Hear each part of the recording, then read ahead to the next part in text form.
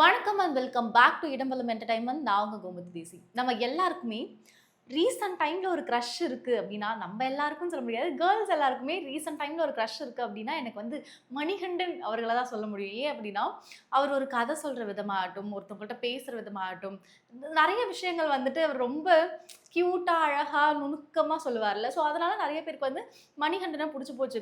நல்லா பேசுறானே பையன் அப்படின்றதுக்காக புடிச்சு போச்சு. ஸோ, மணிகண்டன் ரீசெண்ட் டைம்ல என்ன பண்ணியிருக்காரு, அவர் வந்து ஒரு பெரிய மூவிக்கு வந்துட்டு டப்பிங் பண்ணியிருக்காரு தமிழ்ல. ஸோ என்ன ஏது அப்படின்றத தான் நம்ம இந்த வீடியோல பார்க்க போறோம். ஸோ வீடியோ ஸ்கிப் பண்ணாம முழுசா பாருங்க. வீடியோக்குள்ள போலாம். மணிகண்டன் நம்ம எல்லாருக்கும் எப்படி தெரியும் அப்படின்னா, ஒரு வாய்ஸ் ஓவர் ஆர்டிஸ்ட்டா, ஒரு மிமிக்ரி ஆர்டிஸ்ட்டா, ஒரு டப்பிங் ஆர்டிஸ்ட்டா, ஒரு ஸ்கிரிப்ட் ரைட்டரா இப்படி தான் தெரியும். எஸ், அவர் வந்து எல்லா துறைகள்லயும் ரொம்ப பளபளப்பா இருக்க ஒரு மனுஷன் தான் சொல்லணும். ஏன் அப்படின்னா, அவர்ட்ட ஒரு வொர்க் குடுக்குறோம் அப்படின்னா, அது ரொம்ப ப்ராப்பரா முடிச்சு குடுப்பாரு அப்படின்னு சொல்லிட்டு நெறைய டைரக்டர் சொல்லியிருக்காங்க. நெறைய ஆர்டிஸ்ட் சொல்லியிருக்காங்க. நம்ம அவர என்ன மூவில பார்த்திருப்போம் அப்படின்னா, ஜெய் பீம் மூவில பார்த்திருப்போம். And then um India, Pakistan. எனக்கு இந்தியா, பாகிஸ்தான் மூவிலாம் பார்க்கும்பொழுது, அந்த பாட்டுக்கு ஒரு பாட்டுக்கு டான்ஸ் ஆட வருவாரு. நல்லா கியூட்டா சின்ன பிள்ளை மாரி இருப்பாரு. அப்பலாம் பெருசா எதுவும் தோணல. அதுக்கப்புறம் ஒன்ஸ் வந்துட்டு அவர் மூவி நடிக்கிறத விட நெறைய இன்டர்வியூஸ்லாம் குடுப்பார்ல. அந்த இன்டர்வியூ டாக்ல தான் நெறைய பேர் மயங்கிட்டாங்க அப்டின்னே சொல்லணும். ஏன் அப்டின்னா, ஃபார் எக்ஸாம்பிள் தில்லுமுல்லு அந்த மூவிய வந்துட்டு அவர் ரொம்ப அழகா எக்ஸ்ப்ளைன் பண்ணியிருப்பாரு. அதுல ஒரு சீன் ஒண்ணு வரும். அவங்க அந்த காஸ்ட் பண்ண ஆக்டிங்க விட, அந்த காஸ்ட் குடுத்த இத விட, இவரு ரொம்ப அழகா கியூட்டா சொல்லியிருப்பாரு. அந்த வெண்டைக்கா மேட்ரு. வெண்டைக்கா ஒரே கொழ கொழன்னு இருக்கும். எனக்கு வெண்டைக்கா பிடிக்காதுன்னா, வெண்டைக்கா அத்தனையும் மூளை. அத வந்து அவர் எக்ஸ்ப்ளைன் பண்ணும்போது நல்லாருக்கும். ரொம்ப கியூட்டா இருக்கும். ஒன்ஸ் அந்த இன்டர்வியூ முடிஞ்சதுக்கப்புறம் நெறைய பேர் போய் தில்லுமுல் மூவிய ரீவாட்ச் பண்ணாங்க.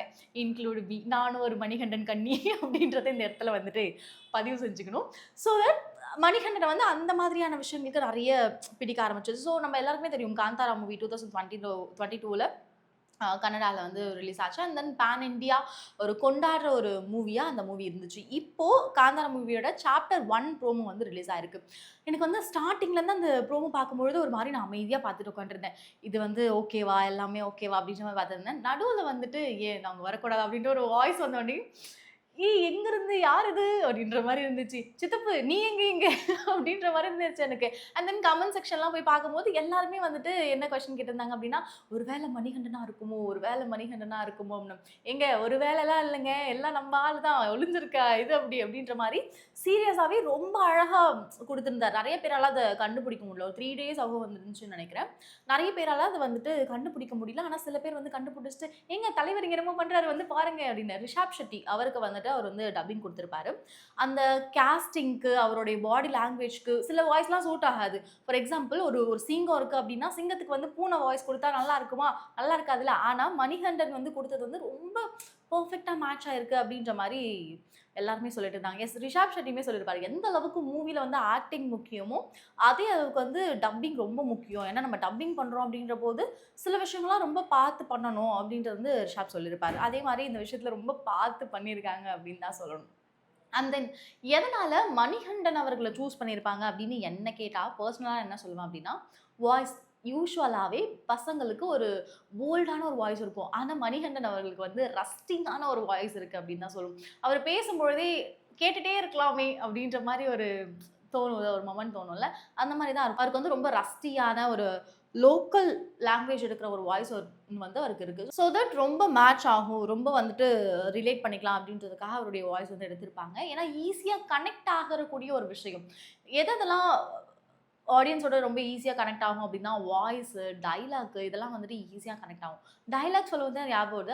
அவர் வந்து டயலாக் ரைட்டராவுமே இருந்தாரு. விக்ரம் வேதா, விஸ்வாசம் இந்த மூவிலாம் வந்துட்டு அவர் தான் டயலாக் ரைட்டர். ஏன்னா டயலாக் ரைட்டிங்ன்றது ரொம்ப ஈஸியான விஷயம்லாம் கிடையாது. ஒரு சீனுக்கு வந்து இந்த டயலாக் குடுத்தா நல்லா இருக்குமா? நல்லா இருக்காதா? சில இடங்கள்ல குடுக்காமலே இருக்கும். சில இடத்துல சைலன்ஸ் இருந்தா தான் நல்லாருக்கும். சில இடத்துல சைலன்ஸ் இல்லாம பேசினா தான் நல்லாருக்கும். ஸோ அதெல்லாம் எடுத்து ஒரு பெர்சன் பண்ணும்போது அவர் வந்து ஒரு ஆல் ரவுண்டர் தான் சொல்லணும். ஸோ காந்தாரா மூவி வந்து வெயிட் பண்ணி தான் பார்க்கணும். அவர் எந்த அளவுக்கு நல்லா குடுத்துருக்காரு, நல்லா இது பண்ணியிருக்காரு அப்படின்றத வெயிட் பண்ணி பார்க்கணும். எனக்கெல்லாம் ப்ரோமோ பார்க்கும்போதே, ஓகே இந்த படத்த நம்ம பார்த்தே ஆகணும். மணிகண்டனுக்காகவே பார்க்குறோம் பார்க்குறோம் அப்படின்ற மாரி இருந்துச்சு.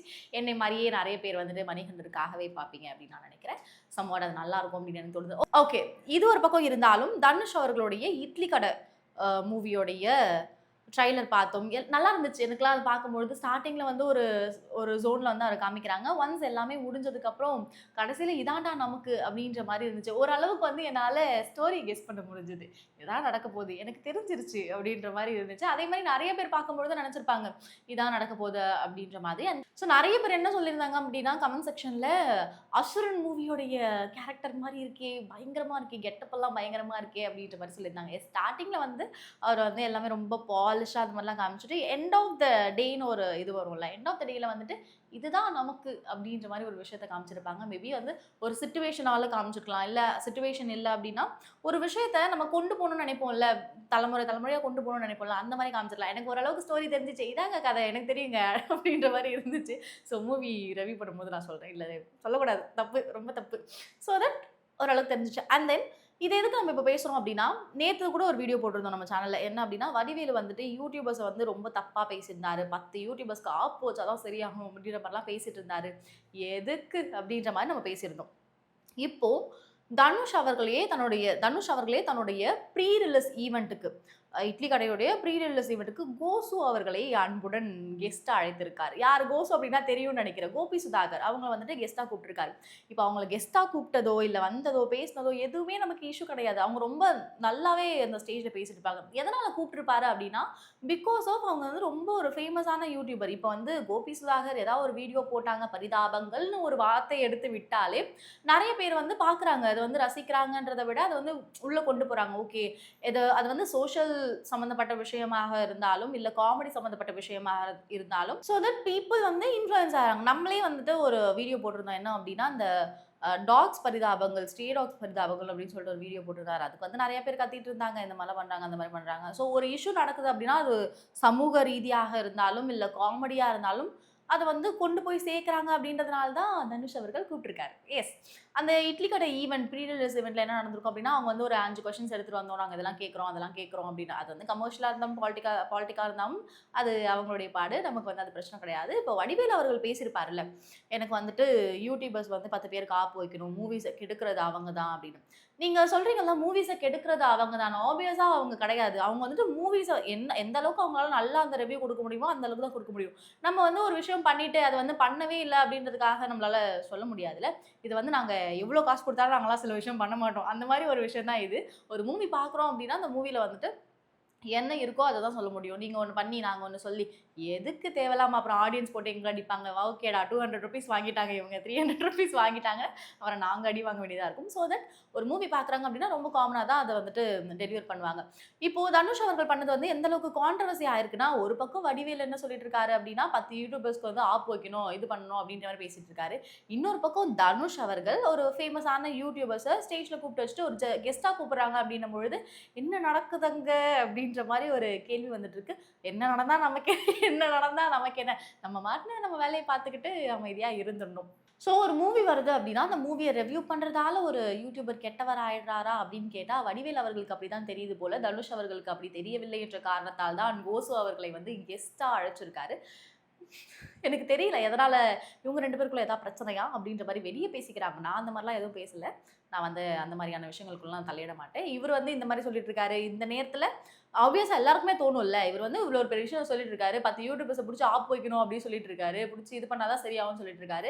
இந்த பக்கம் தனுஷ் வந்துட்டு, வாங்க கோசு வந்து ஈவென்ட் பண்ணுங்க" அப்டின்னு கூப்பிட்டுட்டு இருக்காங்க. அப்ப நாங்க என்ன நெனைக்கிறது? உங்களுக்குள்ள ஏதோ பிரச்சனை அப்டின்ற மாரி ஆடியன்ஸ் பேசிக்கிறாங்கப்பா. நான் எதுவும் பேசிக்கல. ஸோ இன்னொரு பக்கம் பாதம்பட்டி அவருக்கும் இட்லி கடை மூவிக்கும் ஏதோ ஒரு ஸ்டோரி கனெக்ஷன் இருக்கு அப்டின்ற மாரி கை வத்தியா? ஸ்டோரி கனெக்ஷன் இருக்கு அப்டின்ற மாரி பேசிட்டு இருக்காங்க. ஸோ இட்லி கடை மூவி பார்த்தா தெரியும். அது எந்த அளவுக்கு கனெக்டிவிட்டியா இருக்கு அப்டின்றது. ஸோ வெயிட் பண்ணி பார்க்கலாம். இட்லி கடை மூவி வந்து எந்த அளவுக்கு இருக்கு அப்டின்றத. இன்னும் ஒரு 2 மூவிக்கு நான் ரிவ்யூ குடுப்பேன்னு நெனைக்கிறேன். ஸோ மீட் பண்ணலாம். Until this is signing off Vijay Gomathi Desingh. Tata bye.